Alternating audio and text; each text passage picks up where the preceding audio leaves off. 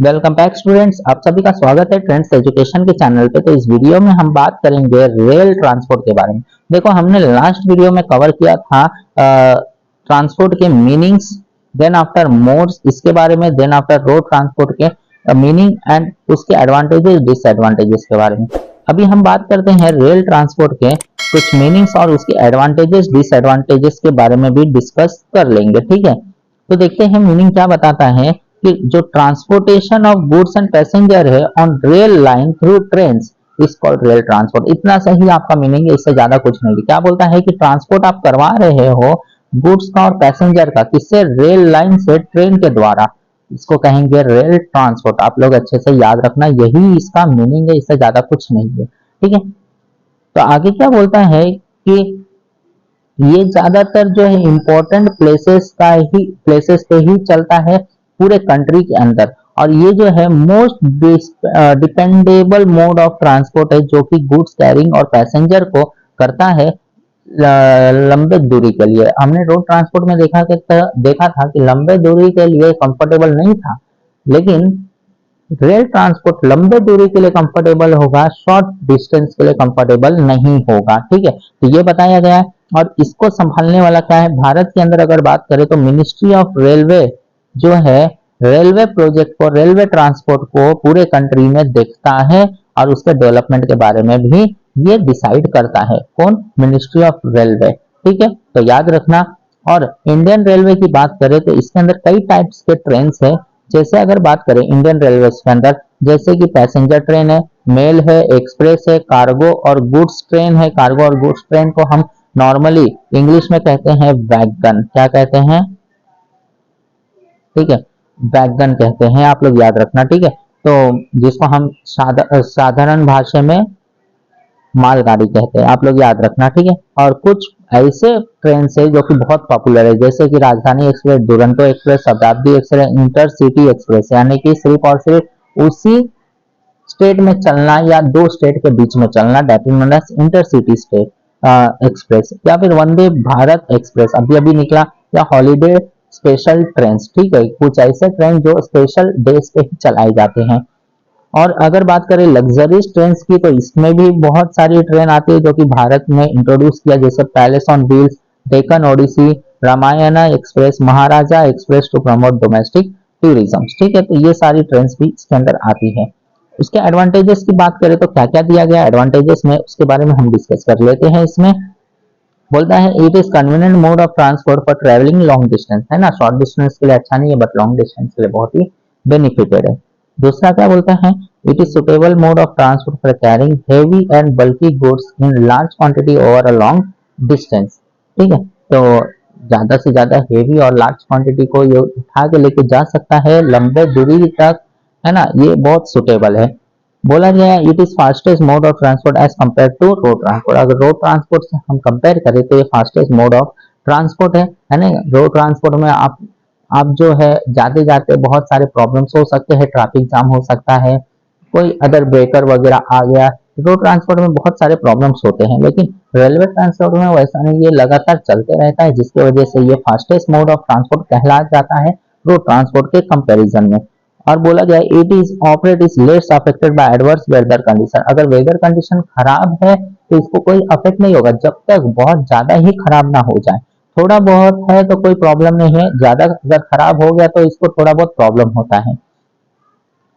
It ensure safety and security of goods, यानी कि ये इंश्योर भी करता है, क्योंकि अगर as compare to road transport इसकी जो सेफ्टी होती है बहुत ही हैवी होती है ना। सेफ्टी और सिक्योरिटी ऑफ गुड्स, अगर रोड ट्रांसपोर्ट की बात करें, अगर ट्रक में चोरी हो जाए तो फिर उसको कई महीने कई सालों लग जाते हैं पूरा क्लियर करवाने के लिए, लेकिन रेलवे के अंदर अगर ऐसी दुर्घटना होती है तो गवर्नमेंट पीछे लग जाती है, जिसकी वजह से बहुत फास्ट सर्विस मिलता है।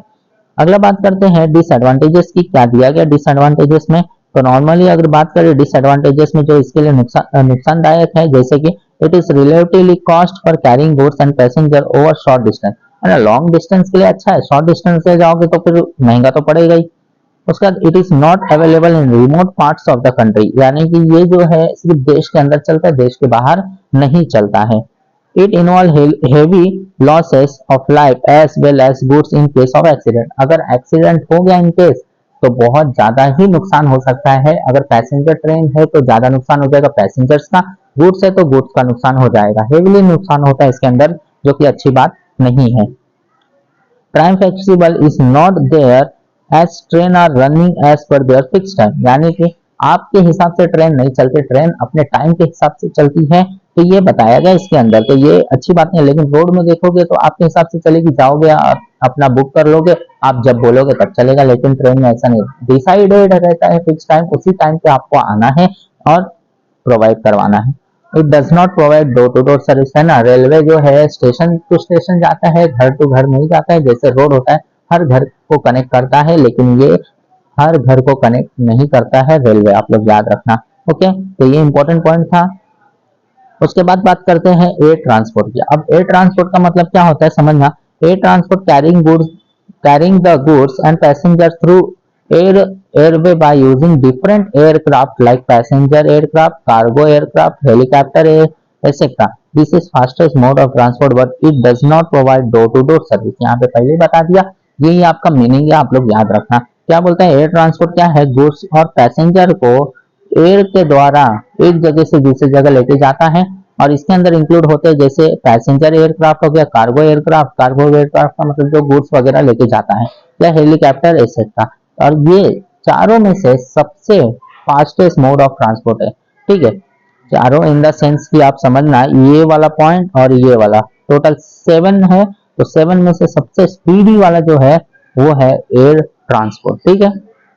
आगे क्या बोलता है, जहां पे अदर मोड ऑफ ट्रांसपोर्ट नहीं पहुंच सकता वहां पे एयर ट्रांसपोर्ट पहुंच जाता है, जैसे कि हिल एरिया हो गया या फिर माउंटेन्स वगैरह रीजन्स हो गया, जहां पे अदर ट्रांसपोर्ट इजीली नहीं पहुंच सकता, एयर ट्रांसपोर्ट इजीली पहुंच जाएगा, ठीक है। इसके अंदर एयर ट्रांसपोर्ट के इजीली कन्वेंट और इजीली मोड्स पे पहुंच जाता है, ठीक है। हवा में तो जाना है, चाहे कुछ भी हो नीचे, तो इजीली ये पहुंच जाएगा, और ये ज्यादातर बहुत सुटेबल होता है इन case of emergency, war, medical, natural calamity या रेस्क्यू ऑपरेशंस में, ठीक है। कंट्री के अंदर वॉर चल रहा है तो एयर ट्रांसपोर्ट बहुत बेनिफिटेड रहता है, या फिर मेडिकल पहुंचाना है, नेचुरल क्लैमिटीज आ गया, या रेस्क्यू ऑपरेशन करना है इसके लिए, ठीक है। तो एयर ट्रांसपोर्ट जो होता है डोमेस्टिक ट्रांसपोर्ट में भी चलता है और इंटरनेशनल लेवल पे भी चलता है। आपको पता होगा कि ये जो एरोप्लेन वगैरह इंटरनेशनल लेवल पे भी जाते हैं और कंट्री के अंदर भी चलता है, डोमेस्टिक का मतलब कंट्री के अंदर, ठीक है। लेकिन जब भी एयर ट्रांसपोर्ट जाता है ये इसका एक फिक्स रूट हो रहता है, उसी रूट से इसको जाना है, ठीक है। ये अपने मन मुताबिक नहीं जा सकता एयर में भी, ठीक है। ये नेशनल और इंटरनेशनल जो भी एयर ट्रांसपोर्ट है, नेशनल या इंटरनेशनल, पब्लिक सेक्टर और प्राइवेट सेक्टर एयरवे कंपनीज का ही होता है, यानी गवर्नमेंट और प्राइवेट दोनों मिलकर काम करते हैं, चाहे वो पब्लिक लिमिटेड हो, प्राइवेट लिमिटेड हो, या फिर इंटरनेशनल लेवल पे कोई कंपनी आ गई है यहाँ पे सेटअप होके चालू कर रहा है तो वो भी, ठीक है। और इसका जो है सर्विसेज जो भी होगा domestic as well as international level तक रहेगा, इंटरनेशनल रूट तक, ठीक है। तो आप लोग याद रखना, बहुत ही इंपॉर्टेंट है, और इसका मीनिंग भी आप याद रखना। इसके बारे में हम एडवांटेजेस के बारे में देख लेते, क्या बताया गया है। It is fastest means of transport among all means of transport, क्या है कि ये बहुत ही फास्टेस्ट मोड ऑफ ट्रांसपोर्ट है, यानी कि जितना भी 7 टाइप्स था इस सातों में से सबसे स्पीड वाला ये वाला है।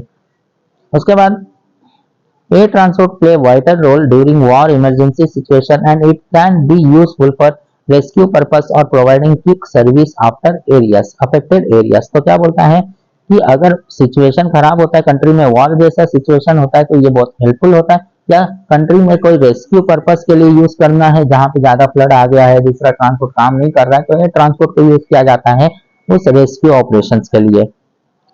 आगे क्या बोलता है, as air transport uses natural way, no separate construction of route required like road और रेलवे ट्रांसपोर्ट। अब सीधी सी बात है, एयर को बनाया किसने, किसी ने नहीं, वो तो प्राकृतिक ने दिया है, नेचुरल ने दिया है, तो इट इज नेचुरल रिसोर्सेस, तो इसके ऊपर किसी भी तरीके का कोई कंस्ट्रक्शन करने की जरूरत नहीं है, ना ही इसको मेंटेनेंस करने की जरूरत है, जैसे रोड या रेलवे में किया जाता है या इसको बनाया जाता है।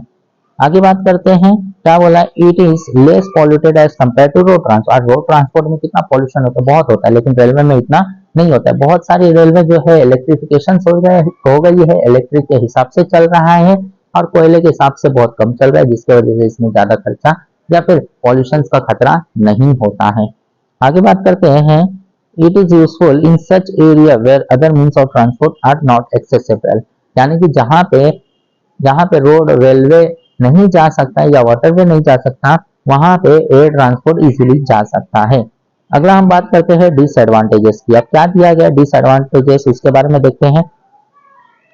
It is relatively expensive mode of transport as compare to road और रेलवे, ये बहुत ही महंगा होता है, ठीक है, बहुत ही महंगा इसके प्राइसेस वगैरह होता है, ठीक है। दूसरा, it is affected by adverse weather condition, अगर वेदर कंडीशन थोड़ा भी खराब है तो एरोप्लेन या फिर कोई अदर मीन्स ऑफ ट्रांसपोर्ट को इजाजत नहीं दिया जाता है कि आप यहाँ से फ्लाई करके दूसरे जगह जाओ, ठीक है। It is not suitable for short distance, अब शॉर्ट डिस्टेंस के लिए सुटेबल बिल्कुल नहीं है और जाता भी नहीं है छोटे डिस्टेंस में, आप लोग याद रखना। It required huge investment costs such as construction of airport, runway, air traffic control, tower, etc.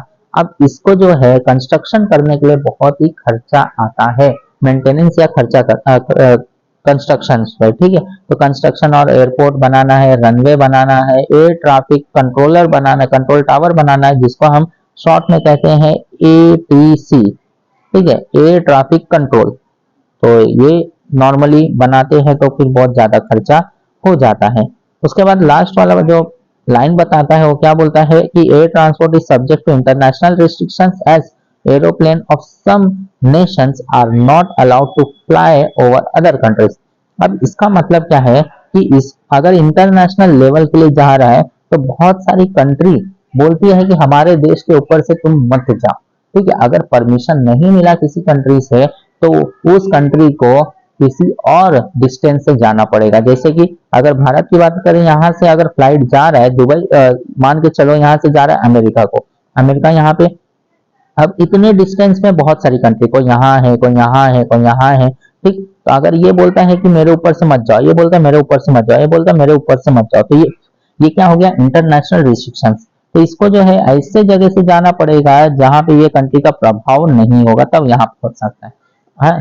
अब जैसे अगर बात करें सीधा सीधा जाता तो बहुत कुछ बचता, पेट्रोल बचता, यहाँ पे जो भी कॉस्ट वगैरह है वो बच जाता, डिस्टेंस कम लगता, लेकिन परमिशन ना मिलने की वजह से लॉन्ग डिस्टेंस है इसको जाना पड़ा। तो ये कुछ ना कुछ रिस्ट्रिक्शंस होते हैं इंटरनेशनल लेवल पे जो कंट्री लगाती है, ठीक है। तो यहीं पे वही बताया, इंटरनेशनल रिस्ट्रिक्शंस की वजह से ये किसी कंट्री के ऊपर से नहीं जा सकता अदर जब तक परमिशन ना मिले। तो आप लोग समझे होंगे, आप लोग याद रखना, ये बहुत ही इंपॉर्टेंट है, डिस्टिंग्विश बिटवीन में पूछा जाता है। अगर आपने हमारे टेलीग्राम ग्रुप को नहीं ज्वाइन किया है तो उस टेलीग्राम ग्रुप को आप ज्वाइन कर लो, उसके अंदर आप डाउट्स को पूछ सकते हो। तो इस वीडियो में बस इतना ही, अब मिलेंगे हम नेक्स्ट वीडियो में नेक्स्ट लेक्चर के साथ, तब तक के लिए टेक केयर एंड धन्यवाद।